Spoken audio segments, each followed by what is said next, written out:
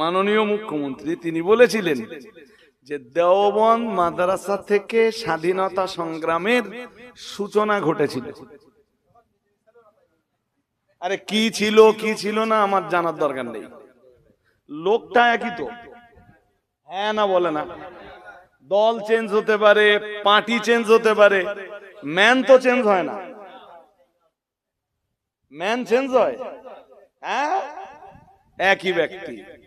তিনি সেদিনও শুভেন্দু অধিকারী আর এখন মাননীয় মুখ্যমন্ত্রী শুভেন্দু অধিকারী, ম্যান তো একই। হ্যাঁ, আমি ওই কথাটা বললাম। আমি বললাম যে সেদিনের মুখ্যমন্ত্রীর বক্তব্য অনুযায়ী সেদিন স্বাধীনতা সংগ্রামের সূচনা যদি দেওবন্দ মাদ্রাসা থেকে হয়ে থাকে, তাহলে মাদ্রাসাওয়ালারাই শুরু করেছিল। দেওবন্দ মাদ্রাসা থেকে শুরু হয়েছিল মানে কি? মাদ্রাসাওয়ালারাই করেছিল। আর দেওবন্দ মাদ্রাসায় যারা থাকে, আছে, ছিল, এরা সব শুক্রবারের লোক না শনিবারের লোক? হ্যাঁ না জোর করে বলেন। হ্যাঁ, দেশকে স্বাধীন করতে যে যাদের অবদান আছে, আমরা হিন্দু মুসলিম দেখব না। আমরা বলবো যে তারা স্বাধীনতার জন্য রক্ত ঢেলে দিতে পেরেছিলেন বলেই, বুক চিতিয়ে লড়াই করতে পেরেছিলেন বলেই ভারতবর্ষের হিন্দু মুসলিম শিখ ইসাই জৈন বৌদ্ধ পরবর্তী প্রজন্মের সব ধর্মের মানুষেরা স্বাধীনতার স্বাদটুকু পেয়েছে। ঠিক না বেঠিক? হ্যাঁ, আমার সে শিক্ষক স্বাধীনতা সংগ্রামীদের অবদান তুলে ধরলে এবং বিশেষভাবে তুলে ধরলেন মুসলিমদের অবদান।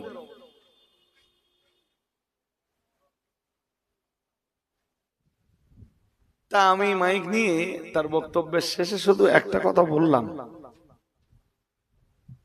আমি বললাম আমাদের পশ্চিমবঙ্গের বর্তমান মুখ্যমন্ত্রী যিনি, খুব মন দিয়ে শুনতে হবে, মন বাইরে দিয়ে না। পশ্চিমবঙ্গের বর্তমান মুখ্যমন্ত্রী যিনি, তিনি বিগত কয়েক বছর আগে তার কোনো এক বক্তব্যে বলেছিলেন, আজও তার কথাটা সোশ্যাল মিডিয়ায় আছে, বলেছিলেন যে স্বাধীনতা সংগ্রামের সূচনা হয়েছিল দেওবন্দ মাদ্রাসা থেকে।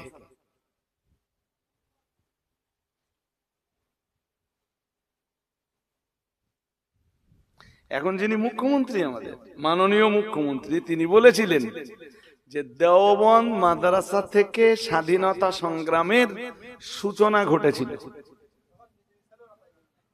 আরে কি ছিল কি ছিল না আমার জানার দরকার নেই, লোকটা একই তো। হ্যাঁ না বলে না, দল চেঞ্জ হতে পারে, পার্টি চেঞ্জ হতে পারে, ম্যান তো চেঞ্জ হয় না। ম্যান চেঞ্জ হয়, হ্যাঁ, একই ব্যক্তি। তিনি সেদিনও শুভেন্দু অধিকারী আর এখন মাননীয় মুখ্যমন্ত্রী শুভেন্দু অধিকারী, ম্যান তো একই। হ্যাঁ, আমি ওই কথাটা বললাম।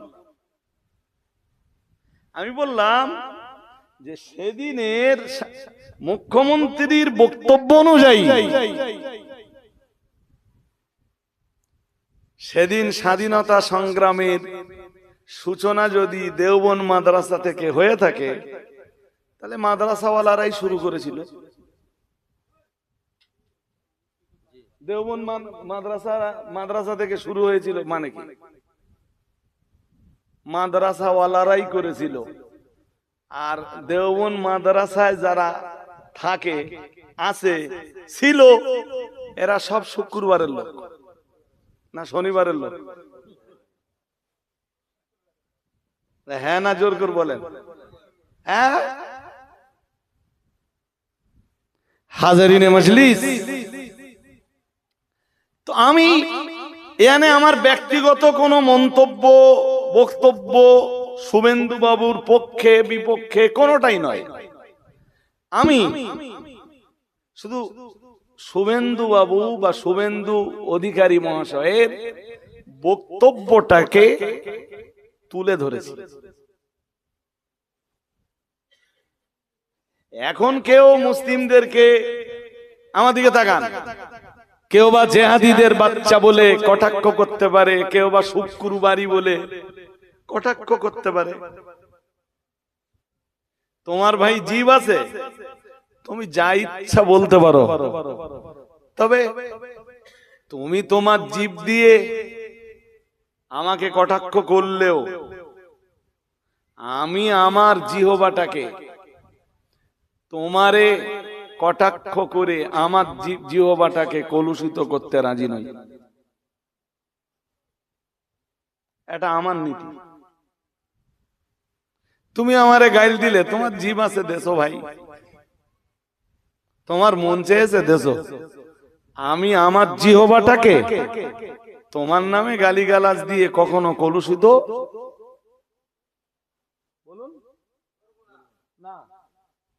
কোরআনে কি আছে জানেন?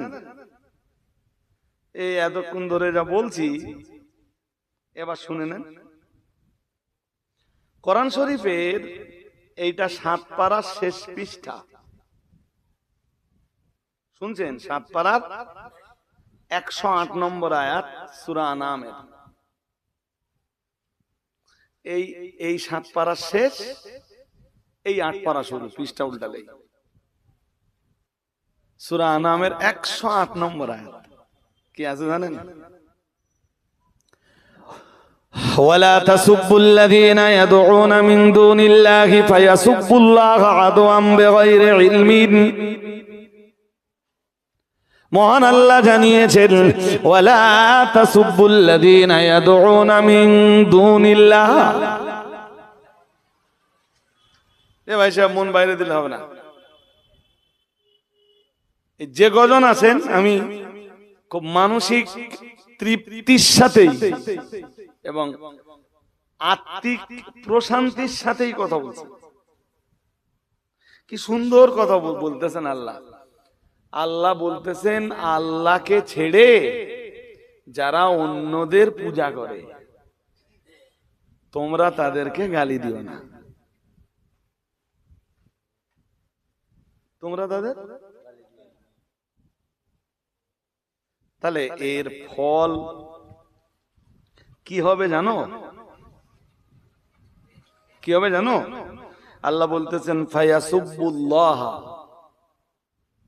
তোমরা যদি তাদেরকে গালি দাও তারাও তোমার আল্লাহকে গালি দেবে। ঠিক না বেঠিক? আরে জোরে বলেন না, ঠিক না বেঠিক? হ্যাঁ।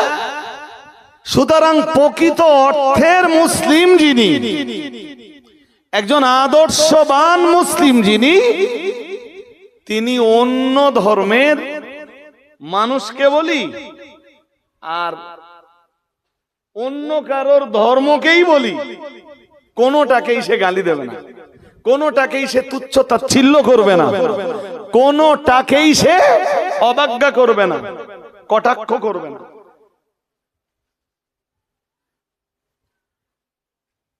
আমি তো ভুল গুলোও করব না। আমারে নিষেধ করেছে কে? জোরে বলে না। কোন পারায়? 7 পারার শেষ পৃষ্ঠায়। কোন সূরায়? সূরা আনামের 108 নম্বর আয়াতে। তা আমি যদি মুসলিম হই, অন্য ধর্মের মানুষকে কটাক্ষ করব কেন? তুমি ভালো ভালো মুসলিম হতে চাও, তাহলে অন্য ধর্ম অবলম্বী যারা আছে তাদেরকে শ্রদ্ধা করতে শেখো। তুমি ভালো মুসলিম হতে চাও, অন্য ধর্মের মানুষকে সম্মান করতে শেখো।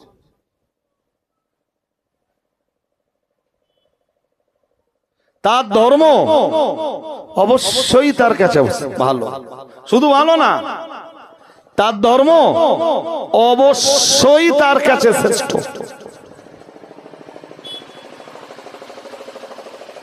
যেমন তুমি তোমার ধর্মকে শ্রেষ্ঠ মনে করছো, ঠিক কিনা বলবেন তো? হ্যাঁ, সোশ্যাল মিডিয়ায় ধর্ম নিয়ে যারা বাড়াবাড়ি করছে, এতে কমেন্টস পর্যন্ত করবেন না, হোক সে মুসলিম হোক সে হিন্দু। আমার দিকে তাকান, ওরা চট বিচাচ্ছে, ওরা বিচাক। আমি কি বলেছি শুনেছেন? কমেন্টস পর্যন্ত করবেন না, পারলে তাদের সবার আইডি গুলো, সে মুসলিম হলেও তার আইডি ব্লক করে দেন, সে হিন্দু হলেও তার আইডি ব্লক করে দেন। ধর্ম নিয়ে বাড়াবাড়ি ইসলাম পছন্দ করে না। ইসলাম কি বলে? সূরা বাকারা 3 পারা। আমারে বার করতে বললে আমি বার করে দিচ্ছি, আমার বেশি সময়ও লাগবে না। 255 নম্বর আয়াত সূরা বাকারার 256 নম্বর আয়াতের শুরু। 255 আয়াতুল কুরসি, আর ঠিক আয়াতুল কুরসির পরের আয়াত। এগুলো মনে রাখলে আপনাদের কাজে লাগবে। আল্লাহ বলতেছেন লা ইকরাহা ফিদ্দীন, মহান আল্লাহ জানিয়েছেন ধর্মে কোনো বাড়াবাড়ি নেই, ধর্মে কোনো জবরদস্তি নেই। আর একটু মন খুলে বলেন না সুবহানাল্লাহ। ধর্মে কোনো বল প্রয়োগ নেই, ধর্ম কোনো জবরদস্তি নেই, ধর্মে কোনো কারাহাত নেই, কোনো বাড়াবাড়ির জায়গা নেই। আমার একটা কথা আপনি বুঝিয়ে বলেন, আপনারা বোঝেন, তা আমার কাছে আজকে একটু অন্য অ্যাঙ্গেল দিয়ে আর এক ধাপ বোঝেন। ধরুন কিছু মনে করবেন না জানো, আর আল্লাহ আমারও ক্ষমা করবেন। ধরুন এ লোক অন্য ধর্মের লোক, সে হিন্দু হতে পারে, খ্রিস্টান হতে পারে, ইহুদি হতে পারে, জৈন হতে পারে, বৌদ্ধ হতে পারে, শিখ পার্সিক হতে পারে, অন্য যে কোনো ধর্মের হতে পারে। ধরে নেন যে এই লোকটা অন্য ধর্মের লোক। আচ্ছা, এই লোকটারে যদি জোর করে আমি কলেমা বলাই, লোকটা কি ইমানদার? ইমানের সম্পর্ক ঠোঁটে, জিবে না কলবে? জোরে বলেন।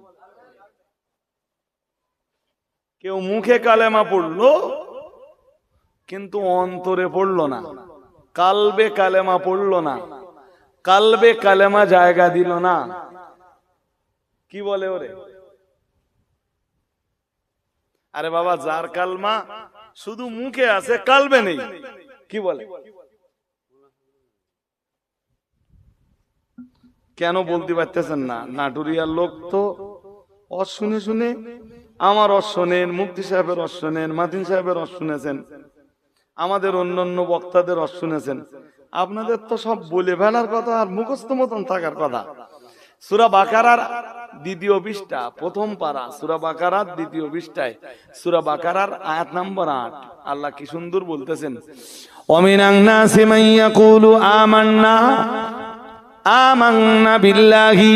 মহান আল্লাহ জানিয়েছেন, আর মানুষদের ভিতরে কিছু মানুষ রয়েছে যারা ঈমান এনেছেন, মাইয়াকুলু আমান্না বিল্লাহি, আল্লাহর উপরে যারা ঈমান এনেছেন, ওয়া বিল ইয়াউমিল আখির, এবং আখিরাতের উপরে যারা ঈমান এনেছেন।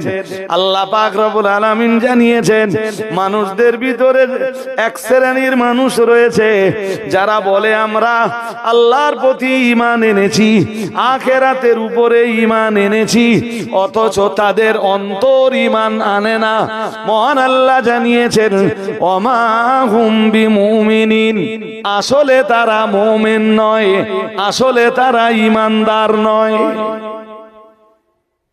যারা মুখে বলে আমরা কি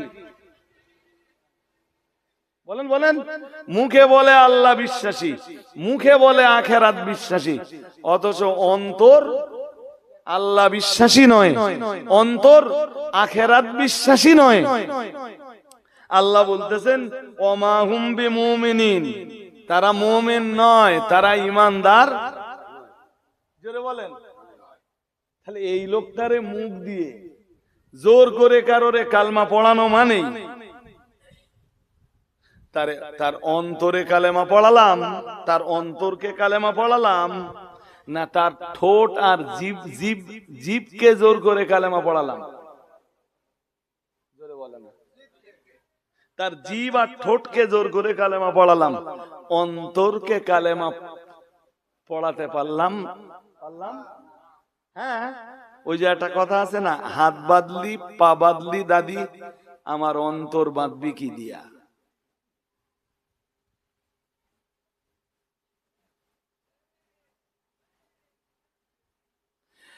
সুতরাং জোর করে কাউকে কালেমা বলিয়েও কোনো ফায়দা, জোরে বলেন, আর কাউকে জোর করে কালেমা বলালেও আল্লাহ খুশি হয়। তোমার ধর্মে যদি জোর করে কিছু বলালে ভগবান খুশি হয়, তুমি বলাতে পারো।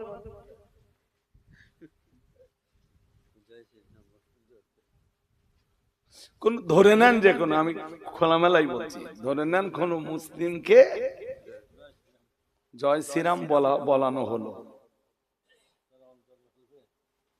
এতে যদি এতে আমার প্রশ্ন চিহ্ন থেকে যায়, এতে কি হিন্দু দাদাদের ভগবান যারা আছে তারা কি খুশি হবে?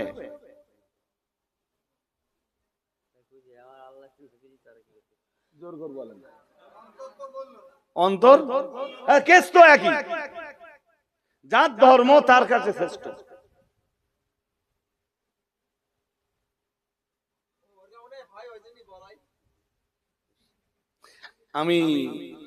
আমি কাউকে কটাক্ষ করার পক্ষে না, আর এই ক্যাটাগরির কিছু প্রতিবেশী হিন্দুর ভাইয়ের জন্য আমি গোটা হিন্দু সমাজকেও দায়ী করতে রাজি নই। আজও হিন্দু সমাজে বহু বুদ্ধিজীবী আছে, বহু শিক্ষিত আছে, এবং বহু হিন্দুর সাথে মুসলমানদের গাঢ় সম্পর্ক আছে, আছে না নেই? আপনাদেরও আছে, আশপাশে আছে না নেই? হ্যাঁ, তাদের সাথে আমাদের সম্পর্ক যেমন ছিল তেমনই আছে, আগামী দিনও তেমনই। হ্যাঁ, আমি তো দেখে আসছি, আমি ছোটবেলা থেকে দেখছি যে আমার গ্রামের এক সাইডে ঘোষ বাবুদের বাস, আর একদিকে দাস বাবুদের বাস। তাদের সাথে আমাদের কোনো প্রবলেম নেই তো।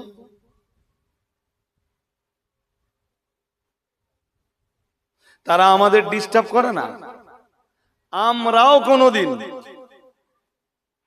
তাদেরকে ডিস্টার্বও করি না, তাদের ধর্ম পালনে কখনো বাধাও দিতে, আর তারাও আমাদের ধর্ম পালনে বাধা দেয় না। এর নাম সম্প্রীতি, এর নাম যার ধর্ম সে শান্তি সম্প্রীতির সাথে পালন করুক, আন্তরিকতার সাথে সে তার ধর্ম পালন করুক।